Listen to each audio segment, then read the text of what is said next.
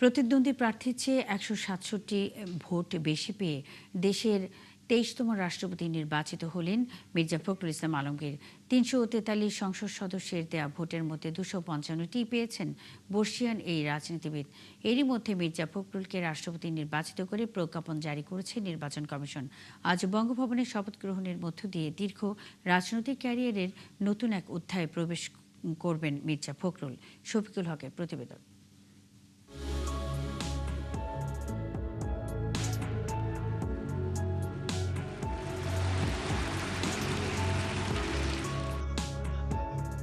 বৃহস্পতিবার সকাল থেকেই জাতীয় সংসদে অন্যরকম কর্মব্যস্ততা। গন্তব্য সবার একটাই, সংসদের অধিবেশন কক্ষ।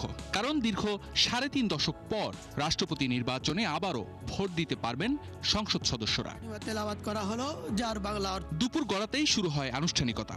স্বাগত বক্তব্যে সংসদ সদস্যদের ভোটদানের পদ্ধতি বুঝিয়ে দেন প্রধান নির্বাচন কমিশনার AMM নাসির উদ্দিন। সংবিধানের অনুচ্ছেদ ৪৮(১) অনুযায়ী আপনারা মাননীয় সংসদ সদস্যগণ ভোট প্রদানের মাধ্যমে রাষ্ট্রপতি নির্বাচন করবেন। প্রথমে ভোট দেন ভারপ্রাপ্ত রাষ্ট্রপতি হাফিজ উদ্দিন আহমদ ও ভারপ্রাপ্ত স্পিকার কায়সার কামাল। দলের প্রার্থী মির্জা ফখরুল ইসলাম আলমগীরকে সঙ্গে নিয়ে ভোট দেন প্রধানমন্ত্রী তারেক রহমান। এর পরপরই ভোট বাক্সে ব্যালট পেপার ফেলেন রাষ্ট্রপতি পদে বিএনপির প্রার্থী মির্জা ফখরুল ইসলাম আলমগীর। এ সময় উপস্থিত সংসদ সদস্যদের সাথে শুভেচ্ছা বিনিময় করেন তিনি। পরে সহকর্মীদের নিয়ে ভোট দেন বিরোধী দলের নেতা শফিকুর রহমান। রাষ্ট্রপতি পদে বহুদিন ভোট দেখেনি বাংলাদেশ। তবে ২৪-এর অভ্যুত্থান পরবর্তী নতুন বাস্তবতায় সরকার এবং বিরোধী দলের সংসদ সদস্যদের স্বতঃস্ফূর্ত অংশগ্রহণের মধ্য দিয়ে অনুষ্ঠিত হলো সেই ভোট গ্রহণ। সংসদীয় গণতন্ত্রে ফেরার পর যে ভোটের সংস্কৃতি দেখা গিয়েছিল রাষ্ট্রপতি নির্বাচন ঘিরে, দীর্ঘ ৩.৫ দশক পর আবারও সেই প্রক্রিয়ায় ফিরল প্রতিদ্বন্দ্বিতা। বিকেল ৫টায় ভোট গ্রহণ শেষে অধিবেশন কক্ষেই সংসদ সদস্যদের সামনে শুরু হয় ব্যালট গণনা। কতজন ভোট দিয়েছেন, কতটি ব্যালট বৈধ, কতটি বাতিল, সব হিসাব শেষে আনুষ্ঠানিক ফলাফল ঘোষণা করেন প্রধান নির্বাচন কমিশনার। ডক্টর অলি আহমদ বীর বিক্রম পেয়েছেন ৮৮টি ভোট, 88 ভোটস, এবং জনাব মির্জা ফখরুল ইসলাম আলমগীর পেয়েছেন ২৫৫ ভোট, 255। আমি ঘোষণা করছি যে জনাব মির্জা ফখরুল ইসলাম আলমগীর সর্বোচ্চ সংখ্যক ভোটপ্রাপ্ত হওয়ায় রাষ্ট্রপতি পদে যথাযথভাবে নির্বাচিত হয়েছেন। দীর্ঘ রাজনৈতিক জীবনে নানা উত্থান পতনের সাক্ষী এই নেতা এবার আর কোনো দলের মহাসচিব নন, পুরো রাষ্ট্রের অভিভাবক তিনি। ফলাফল ঘোষণার সঙ্গে সঙ্গে তাকে লাল গোলাপের শুভেচ্ছা জানান প্রধানমন্ত্রী। রাজনৈতিক পরিচয়ের ঊর্ধ্বে উঠে নতুন দায়িত্ব পেতে যাওয়া মির্জা আলমগীর ভালোবাসায় সিক্ত হন সরকার ও বিরোধী দলের সদস্যদের কাছ থেকেও। শফিকুল হক, একাত্তর, ঢাকা। ছাত্র রাজনীতিতে যে পথ চলা শুরু হয়েছিল সেই পথ পেরিয়ে পৌর চেয়ারম্যান, সংসদ সদস্য, মন্ত্রী, দলের মহাসচিব এবং শেষ পর্যন্ত বাংলাদেশের ২৩তম রাষ্ট্রপতি ঠাকুরগাঁওয়ের মির্জা ফখরুল ইসলাম আলমগীরের রাজনৈতিক জীবনের দীর্ঘ যাত্রার নতুন ঠিকানা এখন বঙ্গভবন। রাজনীতির মঞ্চ থেকে রাষ্ট্রের সর্বোচ্চ পদে এক দীর্ঘ অভিযাত্রার নতুন অধ্যায়। শফিকুল হকের আরও একটি প্রতিবেদন। আমি কোনো আগন্তুক নই। এই খররুদ্র জলজ বাতাস, মেঘক্রান্ত বিকেলের পাখিরা আমাকে চেনে। তারা জানে আমি কোনো অনাত্মীয় নই। ঠাকুরগাঁওয়ে ভালোবেসে সবাই তাকে মির্জা আলমগীর নামেই ডাকে। রাজপথ থেকে সংসদ, সংসদ থেকে মন্ত্রিসভা, আর দলীয় রাজনীতির দীর্ঘ পথ পেরিয়ে এবার যাত্রা বঙ্গভবন। খোদার কসম, আমি ভিনদেশের পথিক নই, আমি কোনো আগন্তুক নই। তবে এই যাত্রা একদিনে তৈরি হয়নি। এর পেছনে রয়েছে প্রায় ৬ দশকের রাজনৈতিক অভিজ্ঞতা, আন্দোলন সংগ্রাম আর নানা বাঁক পেরোনোর ইতিহাস। আমি ১৯৪৮ সালের ২৬ জানুয়ারি ঠাকুরগাঁওয়ে জন্ম। বাবা মির্জা রুহুল আমিন ছিলেন রাজনীতিক ও সাবেক সংসদ সদস্য। বিশ্ববিদ্যালয় জীবনেই ছাত্র রাজনীতিতে জড়িয়ে পড়েন। ৬০-এর দশকে ছাত্র আন্দোলনের সঙ্গে সম্পৃক্ততা তার রাজনৈতিক পথ চলার সূচনা করে। মুক্তিযুদ্ধের সময় ছিলেন সক্রিয়। স্বাধীনতার পর ফিরে আসেন শিক্ষকতায়। তবে রাজনীতি থেকে দূরে থাকেননি মির্জা ফখরুল ইসলাম আলমগীর। বিএনপি নেত্রী খালেদা জিয়া তিনি তার সারাটা জীবন গণতন্ত্রের জন্য লড়াই করেছেন। একদিকে ইন্ডিপেন্ডেন্স, আরেকদিকে গণতন্ত্র, ডেমোক্রেসি, সবগুলো মিলিয়ে বিএনপি হচ্ছে সবচেয়ে বড় forum, right forum for the patriotic young forces to join BNP. 80-র দশকের শেষ দিকে স্থানীয় রাজনীতিতে সরাসরি সক্রিয় হন। প্রথমে পৌরসভার চেয়ারম্যান নির্বাচিত হন। 1992 সালে দায়িত্ব পান ঠাকুরগাঁও জেলা বিএনপির সভাপতির। এরপর ধাপে ধাপে জাতীয় রাজনীতিতে উত্থান। 2001 সালে ঠাকুরগাঁও 1 আসন থেকে সংসদ সদস্য নির্বাচিত হয়ে দায়িত্ব নেন কৃষি এবং বেসামরিক বিমান পরিবহন ও পর্যটন মন্ত্রীর। কিন্তু তার সবচেয়ে বড় রাজনৈতিক অধ্যায় শুরু হয় বিরোধী রাজনীতির সময়। 2009 সালে দলের সিনিয়র যুগ্ম মহাসচিব, 2011 সালে দায়িত্ব পান ভারপ্রাপ্ত মহাসচিবের, আর 2016 সালে বিএনপি মহাসচিবের দায়িত্ব গ্রহণ করেন মির্জা ফখরুল ইসলাম আলমগীর। এরপর দীর্ঘ সময় তিনি ছিলেন বিএনপির রাজপথের প্রধান মুখগুলোর একজন। তবে পথ যত বড় হয়েছে, রাজনৈতিক পথ ততটা মসৃণ হয়নি মির্জা আলমগীরের। জীবনে 11 বার কারাবরণ করতে হয়েছে তাকে। সব মিলিয়ে প্রায় 3.5 বছর কেটেছে কারাগারে। বাচ্চাগুলো এখানে দাঁড়িয়ে স্নান করলো আপনার সামনে, বাবার সঙ্গে ঈদ করতে চাই, সেই দেশে এর জন্য যুদ্ধ করেছিলাম।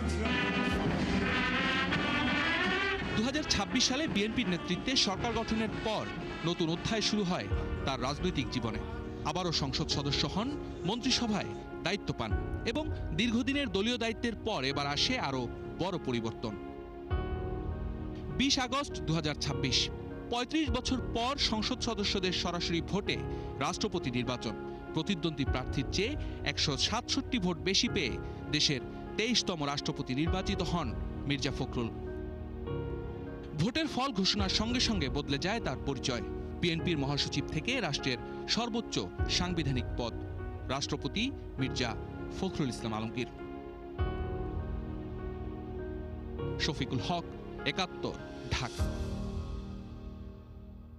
বাংলাদেশের 23তম রাষ্ট্রপতি হিসেবে মির্জা ফখরুল ইসলাম আলমগীর নির্বাচিত হওয়ায় অভিনন্দন জানিয়েছে চীন, যুক্তরাজ্য, ফ্রান্স ও সুইজারল্যান্ড।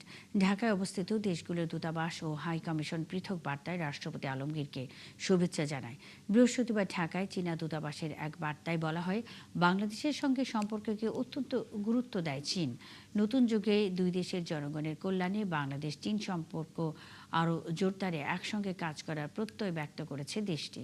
এদিকে ঢাকায় ব্রিটিশ হাই কমিশন জানায়, দুই দেশের দীর্ঘদিনের ঘনিষ্ঠ অংশীদারিত্ব আরও শক্তিশালী করতে রাষ্ট্রপতি ফখরুল ও বাংলাদেশ সরকারের সঙ্গে কাজ করতে আগ্রহী যুক্তরাজ্য। ফ্রান্সের দূতাবাস বলেছে, বাংলাদেশের গণতান্ত্রিক যাত্রায় প্রবীণ রাজনীতিক হিসেবে মির্জা ফখরুলের দীর্ঘদিনের অবদানকে স্বীকৃতি দেয় ফ্রান্স। একই সঙ্গে দুই দেশের দীর্ঘদিনের বন্ধুত্ব ও দ্বিপক্ষীয় সম্পর্ক আরও জোরদারে অঙ্গীকার পুনর্ব্যক্ত করেছে দেশটি। রাষ্ট্রপতি মির্জা ফখরুল ইসলাম আলমগীরকে অভিনন্দন জানিয়েছে সুইজারল্যান্ডও। গ্যাস সংকটে পড়েছে চট্টগ্রামের শিল্প কলকারখানাগুলো। উৎপাদন ব্যাহত হচ্ছে ভারী শিল্পে। গ্যাসের অভাবে বন্ধ হয়ে গেছে বেশিরভাগ টেক্সটাইলের ডাইং সেক্টর। ব্যবসায়ীরা বলছেন, বিদেশি ক্রেতাদের কাছে সময় মতো পণ্য ডেলিভারি নিয়েও শঙ্কা তৈরি হয়েছে। এদিকে গ্যাসের অভাবে চট্টগ্রামে শিকলবাহা বিদ্যুৎ কেন্দ্রের উৎপাদন বন্ধ হয়ে গেছে। প্রণবেশ চক্রবর্তীর প্রতিবেদন। গ্যাসের অভাবে সবচেয়ে বেশি সংকটে পড়েছে লোহার রড নির্মাণের স্টিল রিরোলিং শিল্প এবং রপ্তানিমুখী আরএমজি সেক্টর। রড উৎপাদনকারী যেই ইন্ডাস্ট্রিগুলি আছে, বিশেষ করে স্টিল প্রোডাক্টের, ওনাদের বড় ধরনের ক্ষতি হয়ে যাবে। অলরেডি আমাদের 2-1টা ফ্যাক্টরি বন্ধ হয়ে গেছে এবং ওনারা ব্যাংকের ঋণের জালে আটকে। এর কারণে এর মধ্যে বন্ধ হয়েছে চট্টগ্রামের শিকলবাহা বিদ্যুৎ কেন্দ্রের উৎপাদন। পাশাপাশি সার উৎপাদনকারী প্রতিষ্ঠান CUFL এ কিছু গ্যাস দেওয়া হলেও মূল সরবরাহ বন্ধ রয়েছে। কর্ণফুলী গ্যাস ডিস্ট্রিবিউশন কোম্পানি লিমিটেডের কর্মকর্তারা জানান, চট্টগ্রামে প্রতিদিন গ্যাসের চাহিদা 260 থেকে 310 মিলিয়ন ঘনফুট হলেও এখন মহেশখালী ভাসমান টার্মিনাল থেকে গ্যাস মিলছে মাত্র 175 মিলিয়ন ঘনফুট। আমাদের মহেশখালী থেকে যদি সরবরাহ কম হয়, তখন ওই GDCL আনোয়ারা CGS ওইখান থেকে যে আপনার সরবরাহটা যখন কমায়, তখন ওই সরবরাহ কমার সাথে প্রেশারটাও ফল করে। গ্যাসের অভাবে টেক্সটাইল শিল্পের ডাইং সেক্টর পুরোটাই বন্ধ আছে। এতে সাপ্লাই চেইন পুরোটাই ভেঙে পড়েছে বলে জানান গার্মেন্টস ব্যবসায়ীরা। যারা লোকাল ফেব্রিক ইউজ করি এখানেও কিন্তু আমাদের সাপ্লাই চেইনটা আমাদের মধ্যে এখানে বাধাগ্রস্ত হচ্ছে, কারণ আমরা ফেব্রিকটা অন টাইমে পাচ্ছি না। কারণ ওরা ফেব্রিক প্রোডাকশন করতে পারে, নিটিংটা করতে পারলে কিন্তু ওরা ডাইংটা করতে পারছে না, প্রিন্টিংটা করতে পারছে না। গ্যাস ছাড়া কারখানা চলবে সেটা চিন্তা করা যায় না, এবং এর মাধ্যমে যে ক্ষতিটা হচ্ছে সেই ক্ষতিটা কিন্তু অপূরণীয় ক্ষতি। আমরা কিন্তু আমাদের বায়ারদের কাছে মুখ রাখতে পারছি না, ওরা আমাদের জন্য অনেকটা আশঙ্কার মধ্যে আছে। মহেশখালীর দুটি ভাসমান এলএনজি টার্মিনালের একটি পরিচালনা করছে আমেরিকান অ্যাক্সিলারেট এনার্জি, অন্যটি করছে সামিট। এর মধ্যে নতুন এলএনজি কার্গো সামিটের টার্মিনালে যুক্ত হওয়ার কথা রয়েছে। তবে অ্যাক্সিলারেটের টার্মিনালে কার্গো যুক্ত হতে 23 থেকে 24 আগস্ট পর্যন্ত সময় লাগবে জানিয়েছে আরপিজিসিএল কর্মকর্তারা। প্রণবেশ চক্রবর্তী, ৭১, চট্টগ্রাম।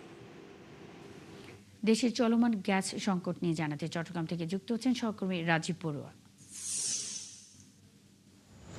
রাজীব, গ্যাস সংকটে কারখানায় পণ্য উৎপাদন কেমন হচ্ছে? কতগুলো কারখানা গ্যাস সংকটের কারণে বন্ধ হয়ে গেছে?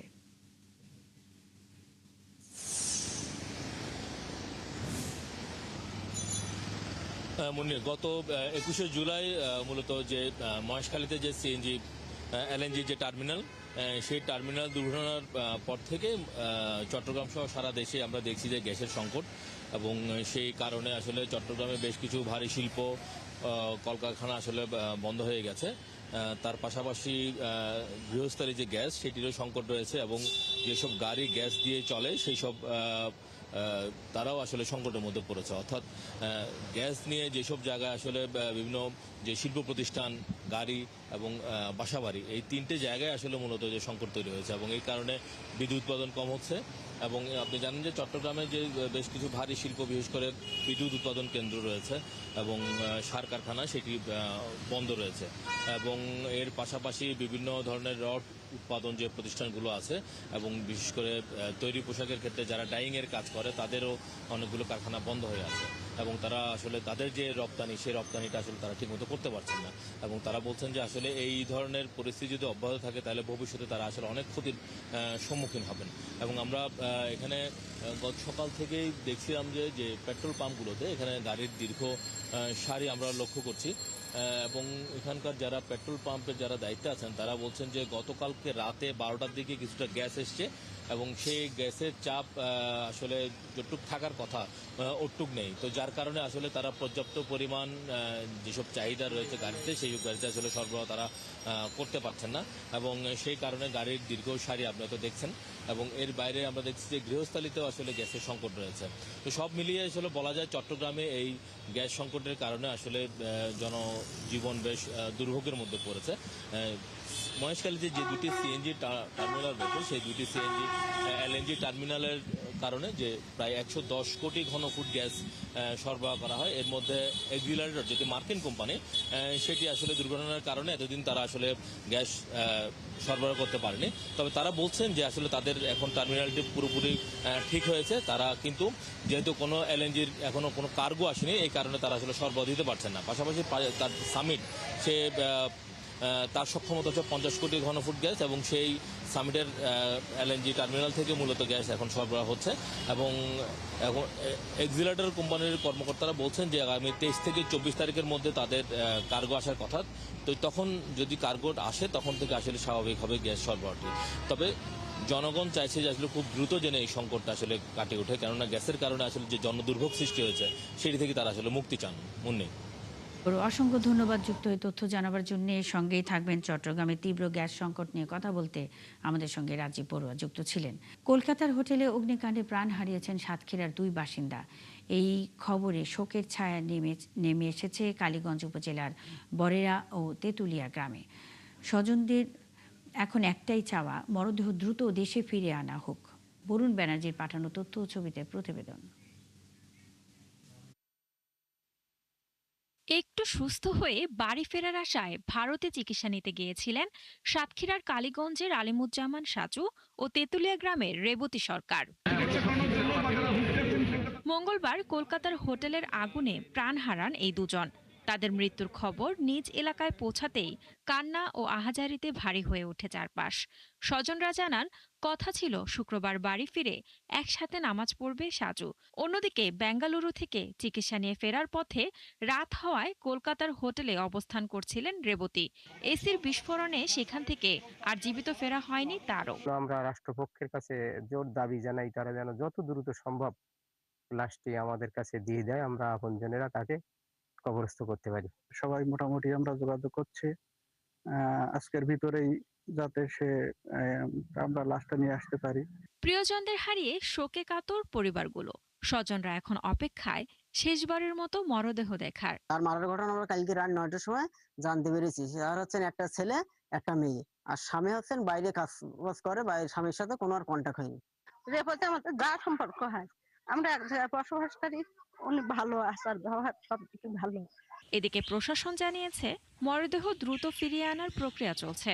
তারা দুইজন ভারতের চিকিৎসাধীন অবস্থায় হোটেলে অবস্থানকালে অগ্নিকাণ্ডে দগ্ধ হয়ে নিহত হয়েছেন। এ বিষয়ে তাদের লাশ আনার প্রক্রিয়া চলমান রয়েছে। সবশেষ কলকাতায় বাংলাদেশ উপ হাই কমিশন জানিয়েছে, প্রয়োজনীয় প্রক্রিয়া শেষ করে দ্রুত মরদেহ সাতক্ষীরায় পাঠানো হবে। শান্তা ইসলাম, ৭১।